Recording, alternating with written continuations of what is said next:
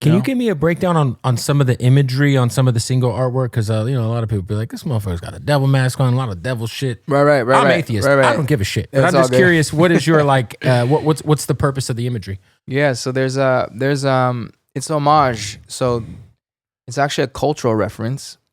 I find this fascinating too because I think we like to assume a lot. Yeah, of course. But it's a cultural reference to a celebration that is celebrated across a few the Latin diaspora. Okay. And it's called La Danza de los Diablos, which is in Mexico. It's a commemoration of African slaves freeing themselves from their slave masters in Mexico. And I think more information you'll find in Mexico will come from the celebration in Oaxaca. But I'm pulling from this sort of cultural and paying homage to this cultural celebration and drawing parallel to, and also like keying in on the fact that we all have shadow work to do. There's shit that we got to deal with within ourselves and free ourselves from our own masters, from the ones that are influencing us and driving us to do things that actually are not creating freedom in our lives the way that we want to see it. And it's called analogy for people who are like get really critical and about make it very literal. Yes. But yeah, I think it was finding the celebration was probably one of the dopest things in this process. And seeing how it actually really does, it does give an identity to like this like work that we're all doing. I think inadvertently when you're trying to better yourself, you got to do shadow work.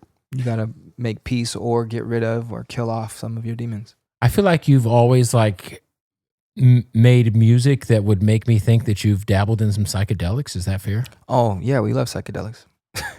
Can you give me your best trip? I've dabbled. What's your best trip and your worst trip you've ever had? Best trip. I've had mostly good trips. Yeah. Mostly good trips. The best ones are always outside though.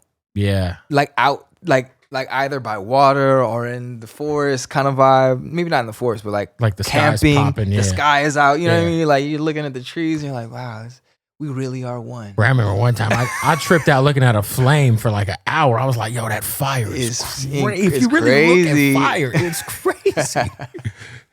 There's a real something in like, especially shrooms and psychedelics, that there's something in the like, it's all one. Yeah. There's the oneness of it. I don't know. There's something really special. Never had a bad trip though. I've had some bad trips. They always end up in me crying over some bullshit. Yeah. You just get in your feelings. Yeah. You just start thinking. Yeah. Yeah. Go listen. The worst trip I had actually wasn't psychedelics. It was weed. Did you eat it? I ate it. Bro, Me too. It was an edible, and I was like under a car. 100%. Like hiding. Worst trip I've ever had in my life was definitely eating weed. It'll do it. And you can't get rid of it. And you're like, bruh. Yeah. That's one you gotta ride that out. I had a cake pop once that I was only supposed to have like a quarter of that motherfucker. And I ate the whole joint. It's always that. You're only supposed to eat a quarter of it. I randomly was at a Yellow Wolf Ritz concert in fucking like 2012 or some shit. Yep. And it hit me because I ate it and I'm like 30 minutes past. I told my boy, he's like, you sure you're good? I'm like, bro, I'm good. I don't feel nothing. Man, listen, bro. Listen. I was in the middle of this concert. I could not move my fucking legs. They were like, they might as well. I felt like I was drilled into the fucking concrete. That's real. And and then I look on stage and there's like a cartoon Garfield, the cat on stage, and his eyes is like moving like a fucking slot machine.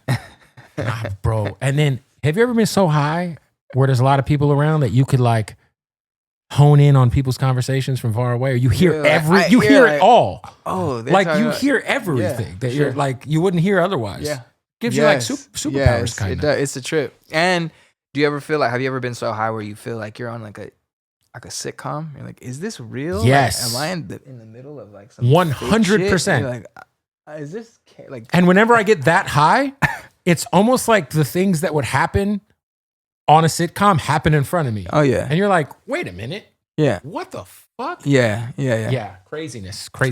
Yo, can you speak to you and I feel like you and J. Cole's careers kind of started to really take off at the same time. Obviously, you guys are so synonymous with each other in terms of, your first big record. And I mean, obviously his record was on his second album, but one of them ones. But what was it like kind of like being able to kind of share like that early, you guys are both blog era artists, I feel like. Yeah, I might have this wrong. As I remember it was like a Two Dope Boys was like where I first heard Probably Cole. shout out to Mech and Shake. Two Dope Boys was that shit. Was back that in the shit? day, Back. yeah. Yo, shout out, man. I miss Two Dope Boys. Me too. Shit. Yeah, I missed that era too. But yeah, I think him and Kendrick, I was like, I heard both of them on Two Dope Boys and discovered them there.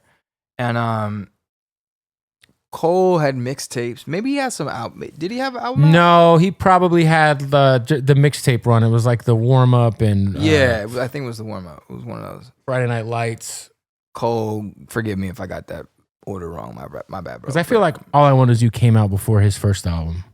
Yeah, that was an introductory record for both of us in a lot of ways. In a lot of ways, and man, it's a dope school to be. We're kind of we all came. Those that came up in that moment, it's dope to see how it impacted music, how it has impacted music, and to see how everyone is really made and carved, their lanes out in ways that I think that we're gonna continue to like. We at least have like made an impact, and I can hear Cole's influence, I can hear my influence, sure. I can hear Kendrick, I can hear all of my contemporaries and the new music that's come out since then.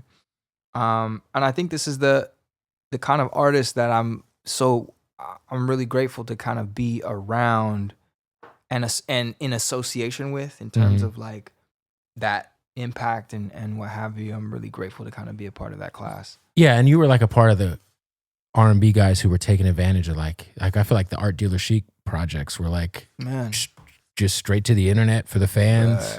The amount of downloads on that shit at the time was crazy. I remember like getting them shits on Dat Piff. Bruh, these are sites that you'd have to know about coming up. But yeah, we had some dope ones. We had some dope moments. You used to live with Baby Bash back in the day. Is this true? Ooh, I stayed at his crib a couple of times. Crashed at his crib? I stayed at his crib a couple of times. Man, Bash has seen me fucked up for sure. Yeah. Now this was around the time where Baby Bash was a legendary swordsman, I'll say. Oh, to this day he's. But Baby Bash has. I've seen this fool. Yeah, there was a time. I was saying, what's the craziest Baby Bash story you have for us? I'm sure he wouldn't mind you sharing because he's told some of his own crazy stories. Bash is the best at telling the stories, but I'm just telling you his pull, like when he would pull up and who would be with him. Oh yeah, crazy. Just bang bros. And then when he would leave, what was leaving with him, crazier.